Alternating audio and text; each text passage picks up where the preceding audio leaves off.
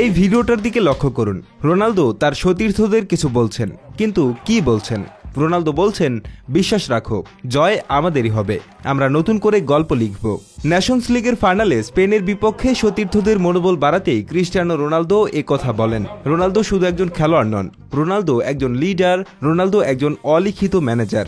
আর্জেন্টিনার মেসির মতো রোনালদোর জন্য যদি পর্তুগালের সব খেলোয়াড় নিজের সর্বোচ্চ দিয়ে খেলে, তাহলে ক্রিস্টিয়ানো রোনালদোকেও দেখা যেতে পারে বিশ্বকাপ উঁচিয়ে ধরতে।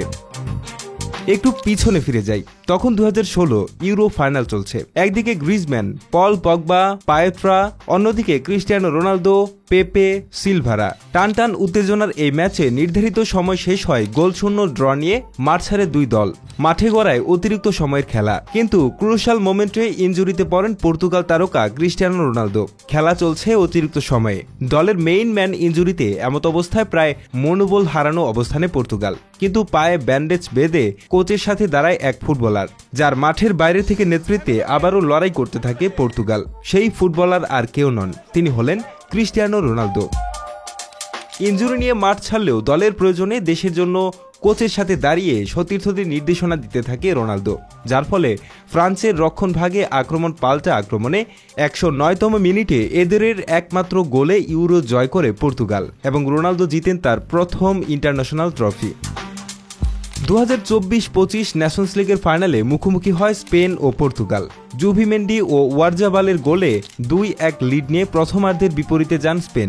এ সময় ড্রেসিং রুমে আবারও একজন লিডারের ভূমিকায়, একজন পথ দেখানোর, একজন সেনাপতির মতো সতীর্থদের আত্মবিশ্বাস ও মনোবল বাড়াতে দেখা যায় ক্রিস্টিয়ানো রোনালদোকে।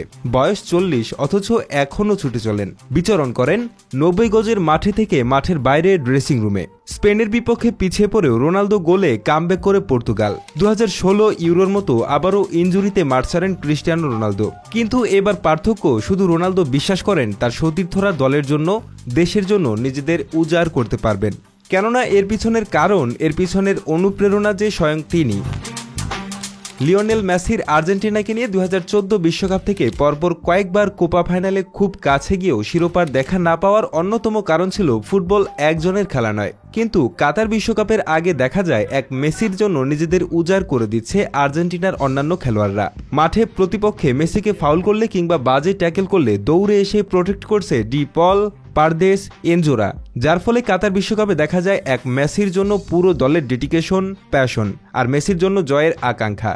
বর্তমানে পর্তুগাল দলে প্রতিটি পজিশনে রয়েছে ওয়ার্ল্ড ক্লাস খেলোয়াড়। গোলবারের কস্তা থেকে নুনো মেন্ডেস, দিয়াস কিংবা বিতিনহা, নেভেস, সিলভারা মেসির মতো রোনালদোর জন্য নিজের সর্বোচ্চ দিয়ে চেষ্টা করে, তাহলে হয়তো দেখাও যেতে পারে 2026 বিশ্বকাপ হাতে ক্রিস্টিয়ানো রোনালদোকে।